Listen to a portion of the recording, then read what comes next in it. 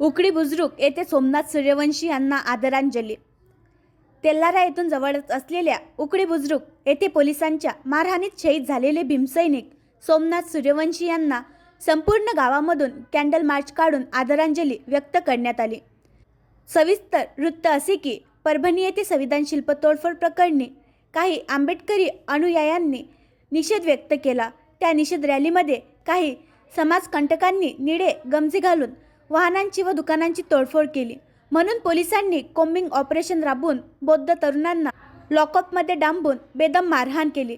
त्यामध्ये LLB कायद्याच्या 3ऱ्या वर्षाला असणाऱ्या सोमनाथ सूर्यवंशी या तरुणाचा मृत्यू झाला। त्याला आदरांजली व्यक्त करण्यासाठी उकडी बुजुर्ग येथील नागरिकांनी कॅन्डल मार्च काढला। रॅलीमध्ये सोमनाथ सूर्यवंशी अमर रहे व दोषींचा निषेध करत त्यांच्यावर कडक कारवाई करण्याच्या घोषणा देण्यात आल्या। आणखी नवीन व्हिडिओ पाहण्यासाठी आमच्या देशमुख एक्सप्रेस न्यूज चॅनलला सबस्क्राईब करा, लाईक करा आणि शेअर करा।